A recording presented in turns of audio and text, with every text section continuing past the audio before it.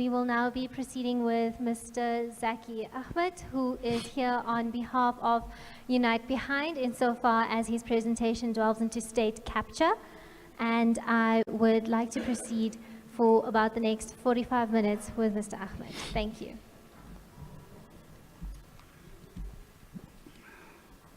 Thanks, Mr. Achmat. Thank you for joining us today. Could we start? Would you be able to tell us about your qualifications, your experience in South Africa, and your position at the moment? I was born in 1962 in Baragwanath Hospital, which is now... A bit more loudly, No, you have to pick the mic up. Microphone, yeah. Sorry. Well, first I have to say thank you for having me and the privilege of being able to speak about what we consider to be economic crimes, all of us, and also as a socialist, it's a really a privilege to be able to speak about crimes that are committed under capitalism. I was born in 1962 in Baragwanath Hospital, as it was then called, and my parents lived in Fitas, and I was in Joburg for 3 months before I moved to Cape Town to my grandparents. My parents were forcibly removed from Fitas, and that's what apartheid did to them in around 1970. But during the period, I moved up and down between Johannesburg and Cape Town. And the thing that struck me most about apartheid was, at that time, African people who lived in Fitas shared yards with people, and the pass laws were cruel. And as a child, I used to notice how the pass laws affected African people, and how people got dragged into what we call Gumba Gumbas, the big trucks that used to come fetch people. And so from there on, I lived in Cape Town, grew up. Again, my family, not my immediate family, not our nuclear family, but my aunts and uncles were forcibly removed from District 6. And again there, I have to say that I learned about global politics from my grandfather, who couldn't read and write. And when 1976 happened, Afrikaans is my huistaal, is my moedertaal, en dit is die mees fantastiese taal as jy dit kan bevry van al die konnotasies wat Afrikaner nationalisme met gebring het. Now, you may have to... I'll translate. I'll translate. My home language is Afrikaans, and it's a very beautiful language. It is a language that was built by slaves. It's a language that is in the colored community. And if it is freed from the connotations of the oppression white people and nationalists have used it for, then we can really build a different society. But we rebelled against Afrikaans. As Afrikaans speakers, we rebelled against our language because it was used to shoot children in Soweto. And in 1976, that was 1976. Obviously, we all got beaten, and so on. I was 14, and at night I got beaten worse by my parents because they said, what you doing this for? You're going to go to jail. And in 1977 was the first time I went to jail. I tried to burn my school down, much like the Fallists do these days. And like the Fallists have failed to bring the system down in a few days by burning stuff, we failed. And what I learned from that is that patient education of ourselves, myself, of activists, organizing, is equally important to barricades. And then going from there, the critical thing for me to learn was how cruel the police were, and in particular the white security police. And between the age of 15 and 18, I went to jail on about five occasions.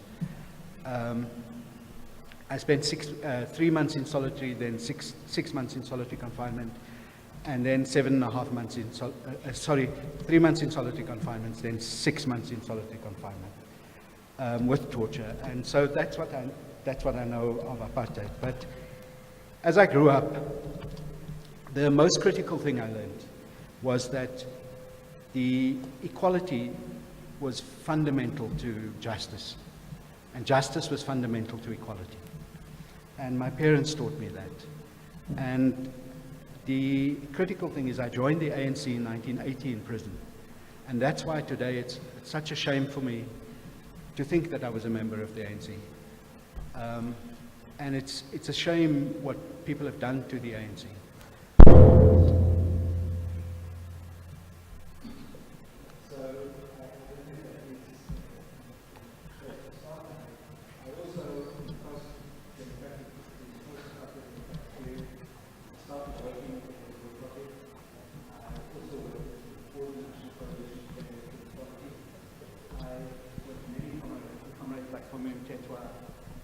Edwin Cameron, Mark Haywood, and many others.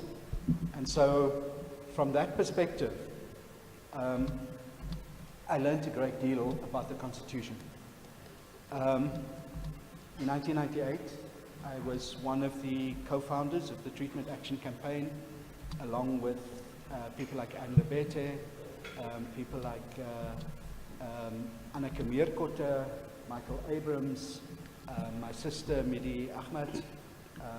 These are the Cape Townians. Then in Johannesburg there was Shirani Kambaram, Mark Haywood, Mazibuko Jaha, and many others. So we founded the Treatment Action Campaign then. But before I have to start out on the subject, which is the arms deal, and the question of how many people died, at what cost, the arms deal to our society and so on, there's something I must apologize for, and that is the fact that I wasn't here yesterday. And the reason I wasn't here yesterday is because of state capture. And it is with, again, it is with deep regret and shame that I have to say that Parliament has subpoenaed a judge to come and speak about state capture. Parliament has subpoenaed a newly appointed judge who is the chair of the Prasa Board at the moment. So from the 1st of January, Justice Nana Makubele became a judge in the North Gauteng High Court, in the Pretoria High Court. And yet, Parliament has subpoenaed a judge to come and answer questions about 24 billion rands worth of corruption that we're making allegations about, to come and answer questions about people being killed on trains. And my comrade Zukiswa Buka spoke this morning about this, so I don't need to go into detail. But we were called by Parliament. We asked to go to Parliament, and Parliament gave us yesterday. I postponed, Zuki postponed coming yesterday so that we could be at Parliament. Justice Makubele and her board refused to come to Parliament, refused. And therefore, yesterday was in a certain sense wasted for us, but in another sense not, because Parliament showed it was holding the executive accountable.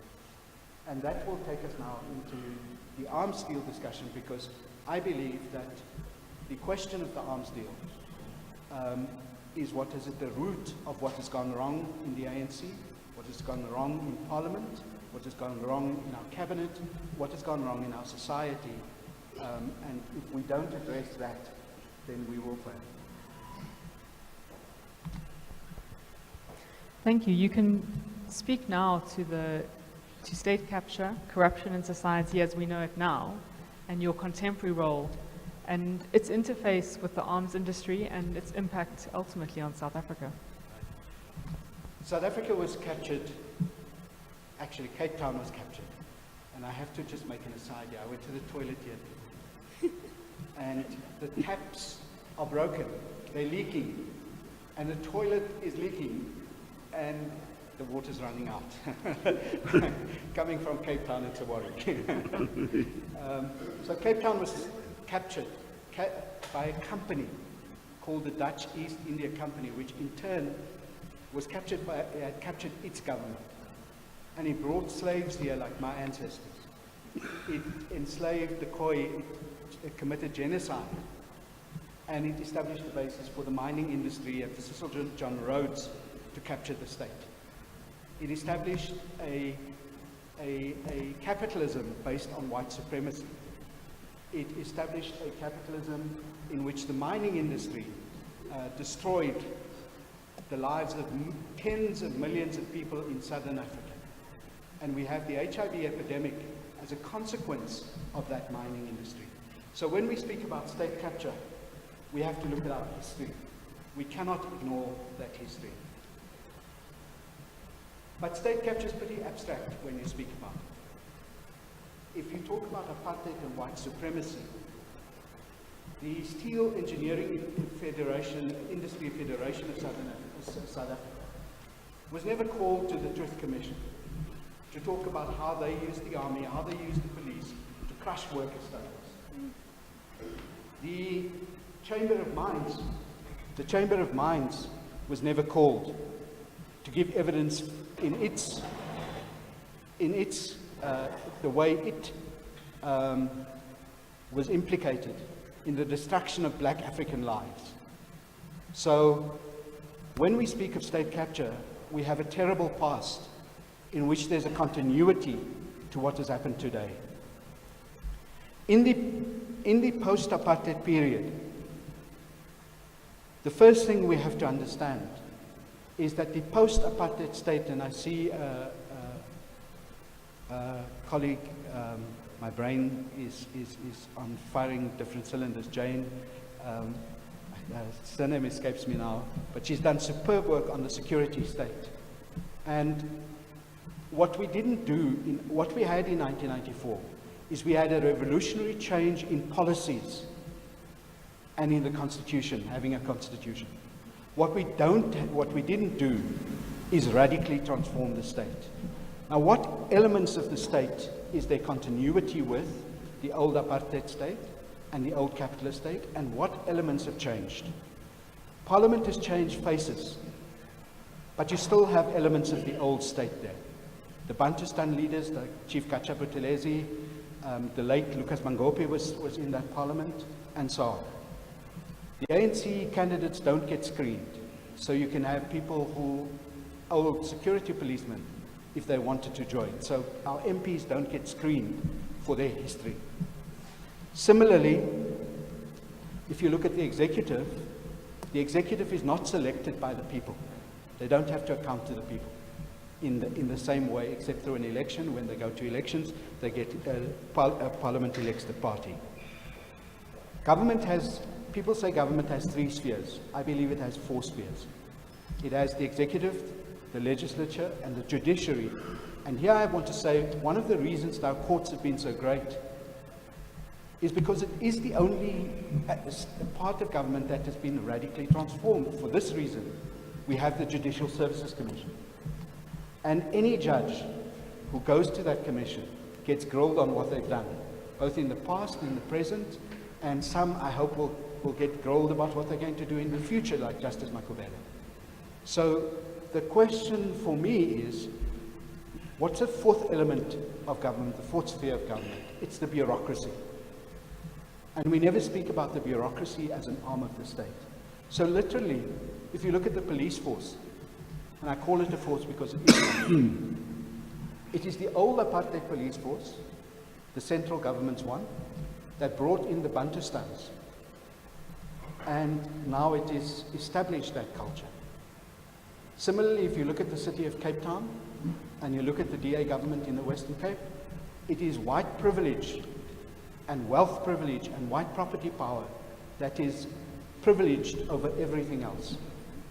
And so you can get the state, the property developers, capture the city council and the provincial government to sell off state land in the city, which is meant to house poor people, to sell that off and make it possible for the wealthy to do what they didn't do under apartheid, and that is push working class people even further out of the city. So in that sense, state capture has continued. What I want to just quickly go through on the arms deal is what the arms deal did is I want to speak about 3 things that it did. Executive lawlessness. Now, what do I mean by executive lawlessness? It is when a cabinet minister or a minister or the president think they're above the law in the way that Batabile Dlamini acts, in the way like Jacob Zuma acts, in the way like many other people act. So executive lawlessness is the one element.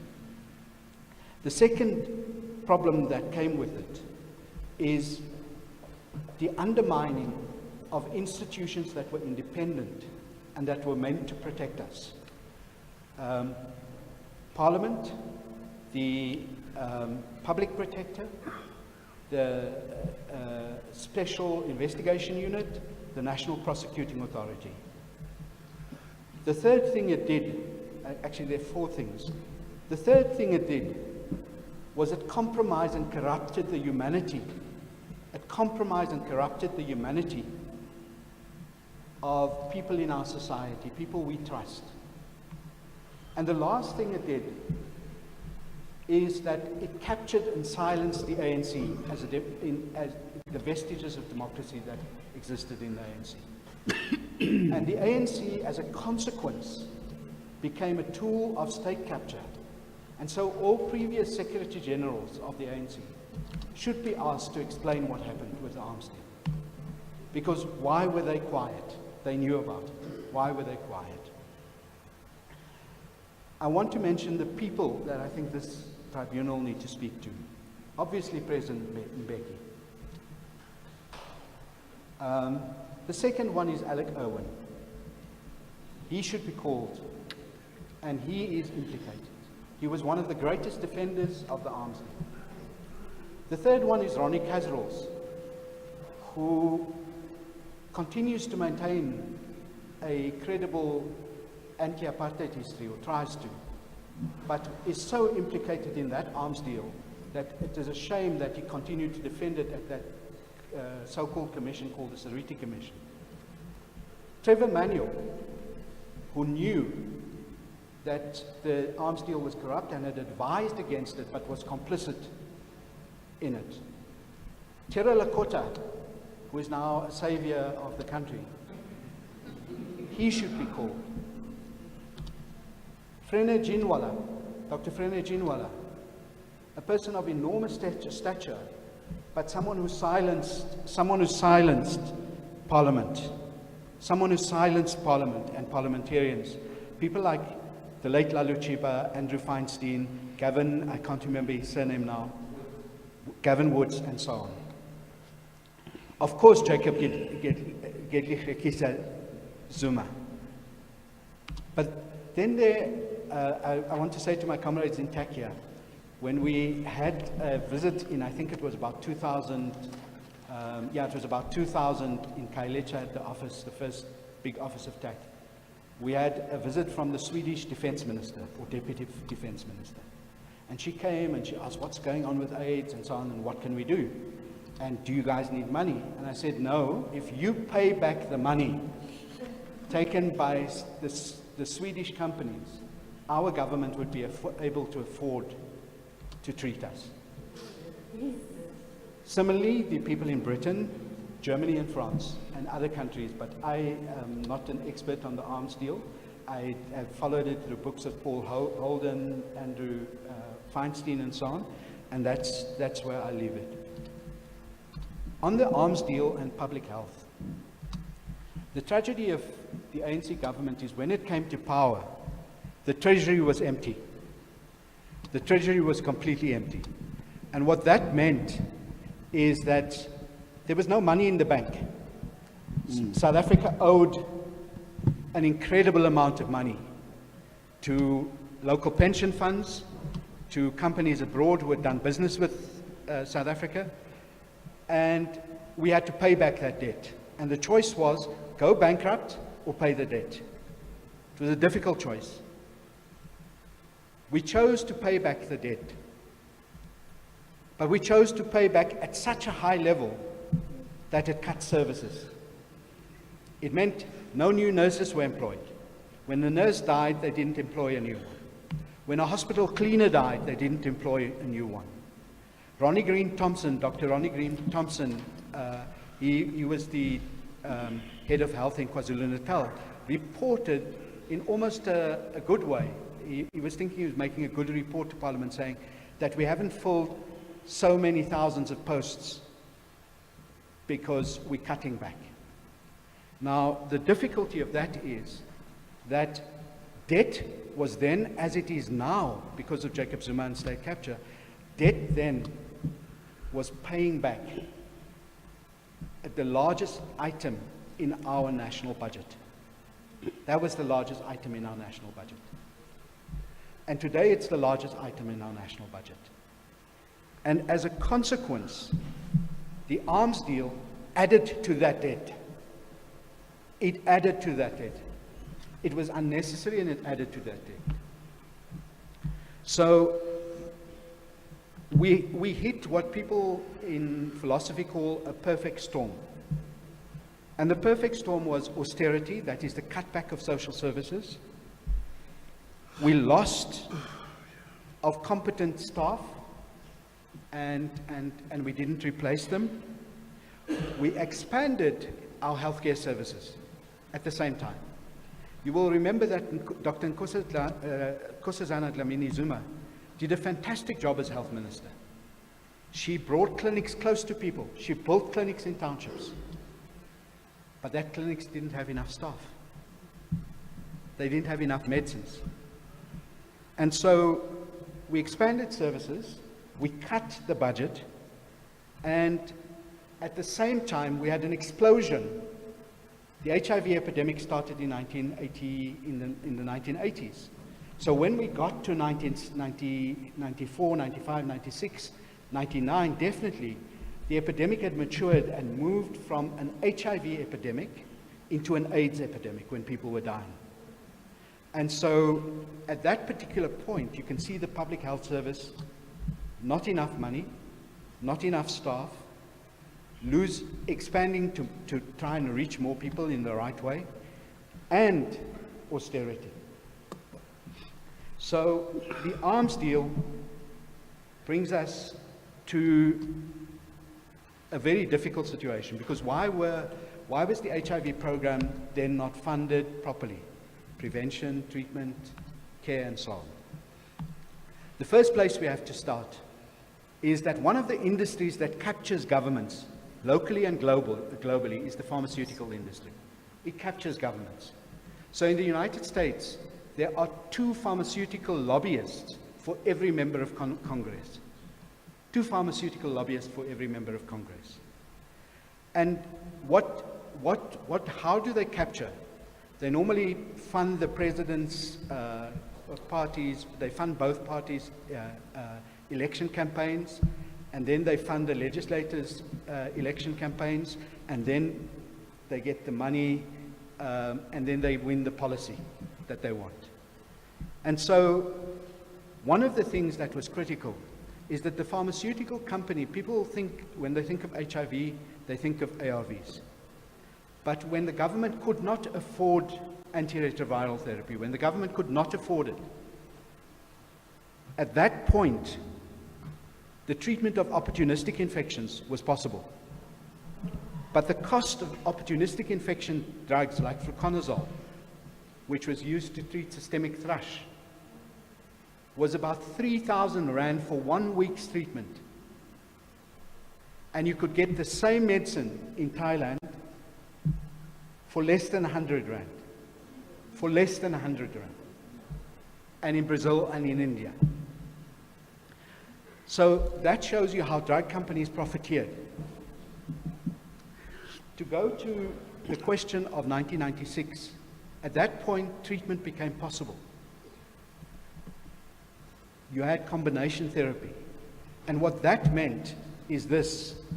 What that meant is this, that you take 3 drugs and you combine them, and people live. I have been on the same 3 drugs since 2003.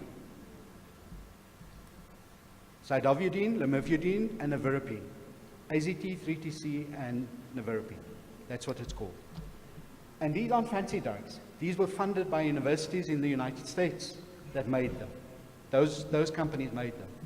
But those drug companies said intentionally, we can't sell these drugs at a price at a price that is affordable to poor countries. So 1 month's drug supplies would cost 10,000 Rand. There is no way the South African state could afford to treat people at 10,000 Rand. And the drug companies would come with the excuse, Africans don't know how to take time, and you need to tell time, and you need to take these medicines on time. Yet South Africa today has the best adherence rate in the world for antiretroviral therapy. So it shows you how drug companies attacked government. Particularly, they attacked the Medicines Act. Bill Clinton decided to put South Africa on a sanctions watch list because the drug companies that captured him. And people think he's a savior today of people living with HIV. But he contributed to millions of deaths across our continent by siding with drug companies. And I'm not only talking here about HIV medicines, but medicines for cancer, diabetes, and so on behalf of the drug companies. The drug companies, the European Union, these companies were responsible for death. Now, we have an alternative. Brazil and India made medicines affordable to their people living with HIV. Now, government would not have been able to afford it, but come 2000, and an Indian company, the first thing that happens around 2001, in 2000, an Indian company says, we can provide treatment for people at $350 a year. $350 a year. Now, $350 a year at that time would have been 3,500 Rand a year. Compare that to 10,000 Rand a month. So literally, we could have afforded from about 2000 to treat people. We could have afforded the money that was used in the arms industry could have been used to fund 1 billion condoms that would have led to people not getting infected. The money could have been used to prevent mother-to-child transmission of HIV. The money could have been used to ensure rape survivors had access to treatment. That did not happen because we were in debt and we were in an arms deal which we did not need, at least not at that scale, and it was corrupt. So the perfect storm that people called became a perfect catastrophe for people living with HIV. And I haven't, for the last 10 years, spoken about HIV in this way, and in public. I've done some other things. And I want to leave what I'm saying with a few points on the epidemic and what needs to be done in relation to the arms deal. And then I want to quickly turn to today. The conscious, perhaps in a certain way worse than the arms deal, was what we didn't expect would happen. And that was the denial of HIV's scientific origins or its scientific causes. The denial that HIV caused AIDS by President Mbeki. And it was very sad for me personally as an ANC member at that time. And it was sad because he was the chair of the National AIDS Council of South Africa at that time. He was the government representative, and when he changed his mind and became an HIV denialist, that was a terrible moment. And that meant that what I would ask this commission this tribunal to look at, is to look at the definition of a crime against humanity, both in terms of the international, the Rome Statute as we've adopted in our local law. Because I believe that there was a conscious intention to deny millions of people life-saving medicine. And that conscious intention was carried out by the drug companies through their abusive patents.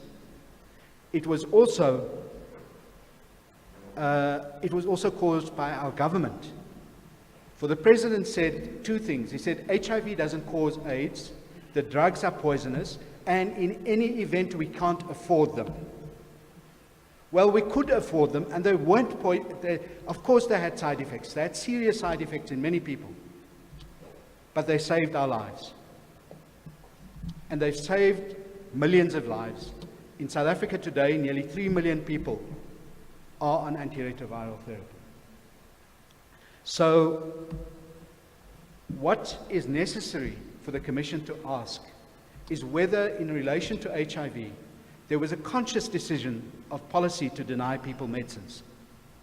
And if there was a conscious decision to deny people medicine, then the intention led to death.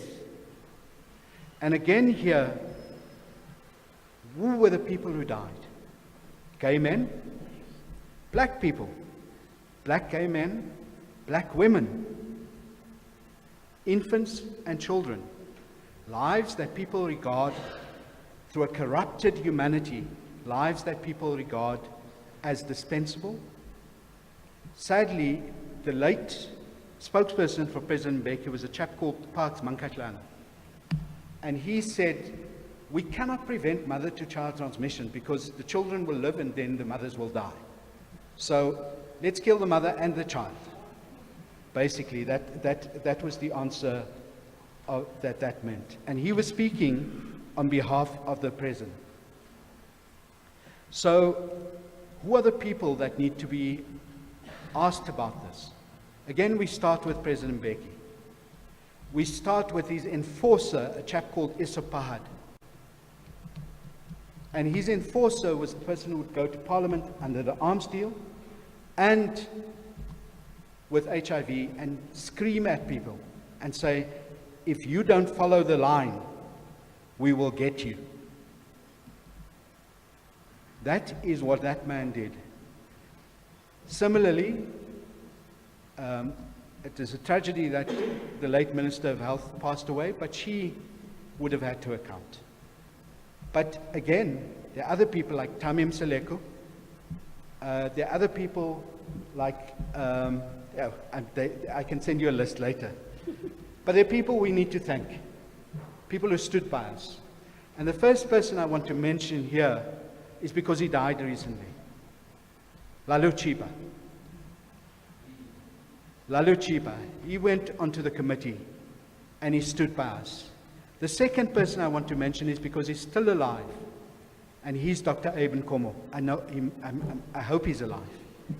Dr. Aben Komo, because he chaired the Parliamentary Portfolio Committee on Health, and he tried his best, and eventually he was banished to Malaysia because the health minister didn't want him there.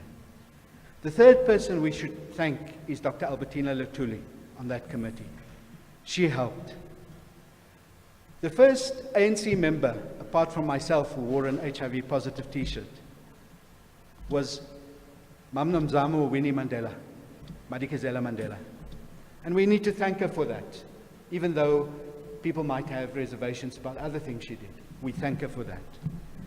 There was a researcher of the Health Committee, Lynette Sait, Barbara Hogan, Preg's governor, Nozizwe Madlala Rutledge, Dr. Ayandan Saluba, who resigned, Dr. Nono Simelela, and Ms. Precious Matsoso, who's today the Director General of Health, and under her watch, the ARV program has gone to 3 million. Those are the people who stood by us. But there were also scientists like Dr. Mahoba and many others. So what I want to say today is in relation to state capture. What you do is you steal a president, you capture a president.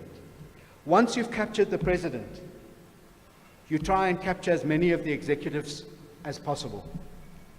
You capture policy. You then capture the head of a department of government and other officials in the department. Similarly, you then go on to capture the board of a state-owned enterprise, whether it's Eskom, whether it is PRASA, whether it is Transnet. Once you've captured the board, and I'm not saying all board members, and I'm not saying all members of parliament, and I'm not saying all members of the executive. Once you've captured them, you capture the management of a state-owned entity. And after you've captured them, you go to supply chain management and finance. And today, we know what has happened. We know what has happened because there are decent black professionals, decent white professionals who leak information to us on a daily basis. On Monday, 3 sets of documents were leaked to us. The first set of documents showed that under Justice Makubele's interim chairperson of the board, R1 billion was to be transferred to a bank called the VBS Bank. The VBS Bank. That bank paid out Zuma's bond for Nkandla. Right? That bank doesn't have enough money to cover the money that PRASA will give. And PRASA in a memo says that the money that they will put in the bank will come from other capital projects. Meantime, people ride on top of the trains and fall off them. So when we speak of state capture, I'm sorry I'm going on so long. When we speak of state capture, in the end, the people who suffer most are people without water, people who cannot afford electricity, and people who die riding trains. Thank you. Thank you. I just have one point. I was wondering if you could offer your recommendations in light of your history and your experience for ensuring that the Zondo Commission of Inquiry is an effective inquiry and that everyone who needs to be held to account can be held to account. I have serious confidence that Deputy Chief Justice Ray Zondo would do a superb job in this, but it depends on how all of us assist him in the evidence. I believe that the first step that the Commission has to make sure is that it does not stop any criminal investigation. And it doesn't allow people to come there and say, there's criminal investigations going, either that stops or the Commission stops. That is one of the first things it needs to do. The second thing that that Commission needs to do is to, without fear or favor, call people who've made allegations and ask for the evidence to back up those allegations. And the third thing that that Commission has to do, I believe, is to look at what is executive lawlessness and how we stop it. How we stop bureaucrats not accounting to the public. How we make sure that tenders are open. The Gauteng government had a very interesting, have a very interesting experiment going on. It's not required in law. What they've done is they have simply, under the MEC Barbara Creasy, what they've done is that any tender process is open to the public. So people can go and sit and listen. So you know what is being tendered, eventually you know what the money is, and the contract is public. The biggest struggle for anyone is to get access to contracts. So these are some suggestions. I'm sure I have others, but I'm feeling a little tired. Thank you. And in light of the time, that's all the questions from the evidence leaders, and I'll hand over to the panel for any questions you may have.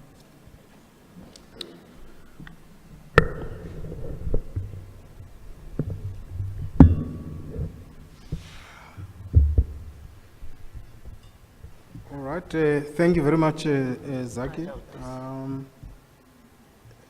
Two questions from me. The first one is we have been listening here to evidence on the arms deal, and we also had some evidence on the Austerity Commission.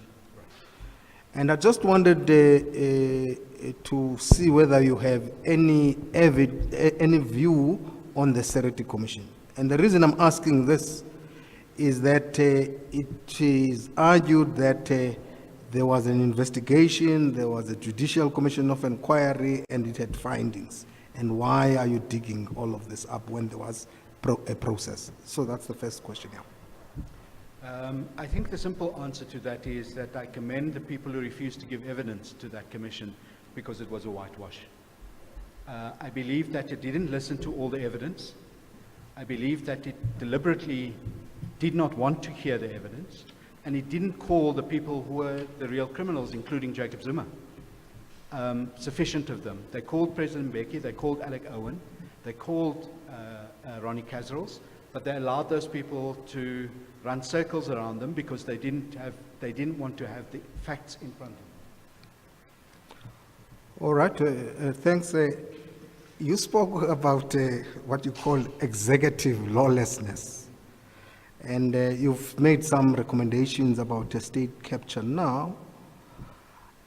I just wanted to know whether beyond dealing with the state capture and what happens with state-owned enterprises, whether you think that what you call executive lawlessness can be contained within the sort of electoral system that we have of proportional representation, party list systems, and that strengthens party tops and head offices of parties. Yeah. That is a very important question, thank you. Not that the other one wasn't, but this one is a remedial question. It's a seriously remedial question. I'll answer it in two parts. The first part is what we need to do with state-owned enterprises. State-owned enterprises are some of the most important engines to our economy, and therefore they have to be treated with all the respect because they are critical to the redistribution of wealth, and they are critical to letting the economy grow. They are critical to creating a class of young people who are trained in science and so on, who are trained in skills. And so what they mean to us is enormous. And the first recommendation in relation to them is that all boards should be appointed through a process similar to the Judicial Services Commission. All boards should be appointed through a process similar to the Judicial Service Commission, where parliamentarians, trade unions, professional bodies in that area can make recommendations, and civil society, anyone in society can nominate a good person to sit on a board. And in that way, a hearing is then held, recommendations are made to Parliament, and then to the President to appoint. President signs off, doesn't appoint. The President carries out the instruction of Parliament. On the second question in relation to electoral accountability and executive lawlessness, I think that the President has too much power. I think our President, in a certain way, has more power than P.V. Botha had, was arrogated himself more power than P.V. Botha had. In the sense that P.V. Botha used his powers to kill people.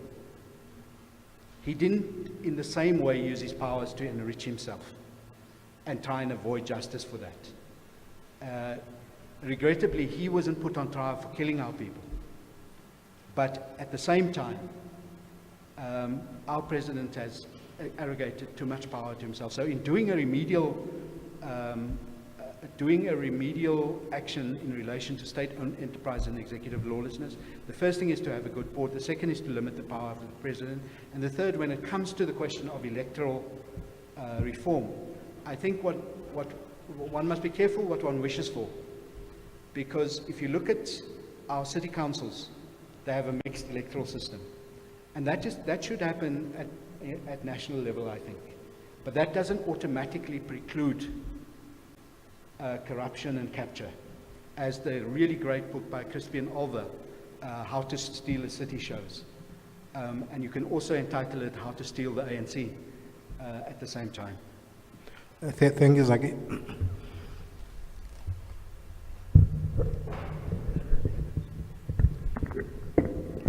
Thanks, Zackie. So just a quick question from me. So my understanding of things as I've been listening and from reading and hearing stories of apartheid and maybe colonialism is that the face of capital hasn't really changed. Big business in South Africa at least remains largely white. And if you look at it that way, those are the same people that had captured state under the apartheid system, and the same people that continue to capture state now. Of course, there are captors now who are not so white, and we will not acquit them of what they have done. But my question is, so now that we are in post-apartheid South Africa, we have so many people coming out and condemning apartheid as this deeply corrupt and cruel system. To what extent do we hold capital to account for their complacency and the role that they played in killing a whole nation under apartheid? That's one part of it. But another part of it is post-apartheid South Africa, there has to be good business people, right? And I want to believe they are. And my question is, what becomes our call of those people? What becomes their role in calling out the capture of state now, which continues to disadvantage the same people that it did under apartheid? What are we saying to business? What are we calling them to do? What becomes their role, beside really saying we condemn state capture, we condemn corruption? What is it that they can actively do to assist in curbing corruption right now in South Africa? Well, I think, I mean, again, those two questions we really need to discuss as a country, because they're very important ones, and they're the ones that have led to a society not being just and equal. And I didn't say what I'm doing now. At the moment, I'm on the organizing secretariat of Unite Behind, which is a coalition of people's movements, and my colleague, Comrade Zackie, gave evidence this morning. But capital needs to be held accountable. And it is true to a large extent that the boardrooms are predominantly white. But it is also more complex than that. And I still believe that the phrase racial capitalism and white monopoly capitalism has some validity. So what I'm saying now has to be taken into account at the same time. We have trade union investment companies that are part of gentrification. Their workers are desperately poor, but they invest in hotels and malls, right? So trade unions are invested in those companies. You have a company like MTN, which is predominantly black-owned, that exploits people in Nigeria, in Zambia, and elsewhere. So capital's ownership has become complex. It's owned by pension funds, it's owned by white people, it's owned by international global corporations, and so but the culture, you are absolutely right, is that the culture of capitalism is a culture of white supremacy, because it came through colonialism and it came through apartheid. And that culture of devaluing human life is and seeing human life itself as a commodity, as something to be bought and sold, through whether you sell people medicines or not, is a critical question. I would like to appeal to all the friends, and I'll call them friends for now, in the business leadership South Africa. And I have a good friend there. His name is Adrian Enthoven. He works at Hollard Insurance, or is one of the owners. He owns Nando's Chicken. But people like him have a duty. They have a duty to pay living wages to their workers. They have a duty to contribute to a fund that ensures that people have a universal income grant. And they have a duty not to use legal loopholes to evade taxes, among other things. So, and I do want President, well, let me not jump the gun, Deputy President Ramaphosa, to ensure that the minimum wage bill that is before Parliament really needs to change and be much more serious about being a minimum wage, even though that concept is a difficult one.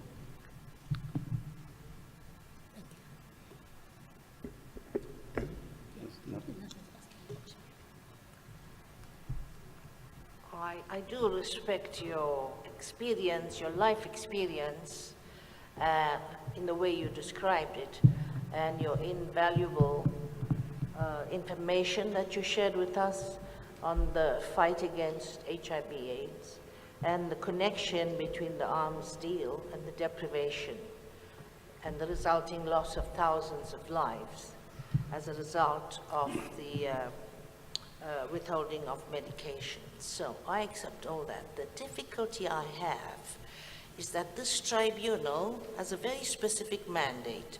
We're looking at economic crime. We're looking at the arms deal, and I see you as a person who's sharing opinions and sharing commentaries on this.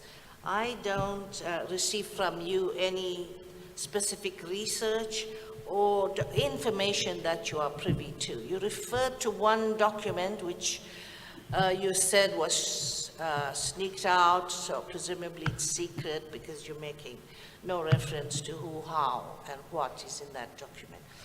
So I have some difficulty on how to weigh the value of your evidence on what we are required to look at. That's the most important thing that I've heard so far, and I think any witness should be cross-examined for credibility, for the weight of evidence, and everything I've written, and unfortunately I was busy and I really didn't have the time to come, but I made the time. But I'm quite prepared to get a document for every allegation I've made, and to get that to the Commission, and to do a submission. And if at any point you want to ask me further questions, I'd be available to do so. My training has been in English, not in law, but I have worked with many great lawyers, and I believe that people should know law better than lawyers. So everything I've said, I'm prepared to stand by and to find the credible written evidence. And the documentation that I spoke of, we make public always, we don't hide it. Well, the chair will comment on that, and I suppose the evidence leader as well.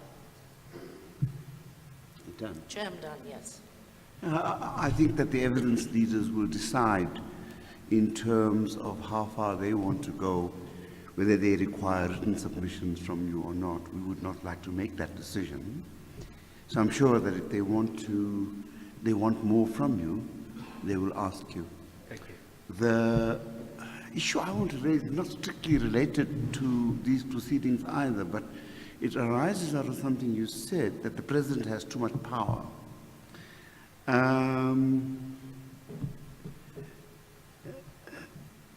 A lot of the president's power, like the appointment of the commissioner of police, the appointment of judges, the appointment of the national director of prosecutions and so on, is, in my understanding, not the power of the president alone. It is the power of the president exercised in cabinet. Now, you may still say that the president has too much power because the cabinet is part of the ANC, the majority party is part of the ANC, and so on. But I wonder on what understanding do you make the comment you do, on the understanding that it is the president in cabinet who does all these things, and therefore cabinet, each member of cabinet must take full responsibility for the decision of the collective? Justice Ekub, on that question, the first thing is that I think that the appointments, first what I think would be ideal is that if commissioners of police and so on are openly that there's a public process like the Judicial Services Commission that appoints people like that to their point. Like who? The Commissioner of Police, the National Director of Public No, that I understand that point. But it is your understanding now that cabinet does it or the president does it by himself? So on certain boards, like the PRASA board, for instance, PRASA is governed by the South African Transport Services Legal Succession Act, and that allows the minister to appoint a board. It doesn't even say that the cabinet or the president has to be involved in it, so it simply allows the minister to appoint a board for an entity with about 70 billion rands worth of assets. So that is difficult. That can't be done that way. The second question is the president has to sign off on most boards and most decisions. And even though cabinet is involved in that decision, I remember discussions with a minister who was in public enterprises at one point, and she pointed out that she had put evidence, new board members before the president for ESCOM and SAA and so on. And the president had to put it before cabinet, and he just did not put it before cabinet. He said, let's discuss it later. So the question is that in an executive presidency, as we have in a certain way, he's not directly elected by the people, he's elected by his party. If he's the party leader, he is going to dominate, and if his faction is dominant in Parliament, he's going to have the power over his cabinet, and cabinet members serve at his discretion. But cabinet is collectively responsible, because they should stand up and say, we want those board names, we want to appoint good people, Absolutely. and so on. Absolutely. So the real then it's not only the fault of the president, Absolutely. it is the fault of cabinet as well. That is the point. And would it be overstating it to say each and every cabinet minister who was part of President Zuma's cabinet actually has to accept joint responsibility for everything that he has done, which should be a cabinet decision? I think, Judge, in order not to prejudge the matters, I think cabinet minutes would show who resisted and who did not. And I think on that basis, what I would do is, there's certain people who definitely are part of a criminal enterprise, and there are others who served in his government who try to do the best they can. But no one can escape the fact that they knew. No one can escape that fact, that they knew of the corruption. And so the question is, that's going to come down, did they, in staying there and not speaking out, were they complicit? That's a separate question. There's certainly many of them who have not spoken out, who are half decent or decent people, are morally complicit. But the question of legality has to be decided on what the cabinet minutes say. Let's take the appointment of the last police commissioner as an example. It's supposed to be a decision by cabinet. Cabinet can't be, no cabinet member can be heard to say, A, that they were not consulted, because otherwise they must do their duty and take the president to court and say you made the decision unlawfully. Isn't that right? Absolutely. Okay, thank you. Thank you very much for your evidence. It was very useful. And as I said, if the evidence leaders want more of you, they will say so. And you've come a long way, so we're having a bit of a film now. You might stay and watch it. It won't take too long, 15 minutes or so. And that's notice to everyone too. We'll adjourn for a while.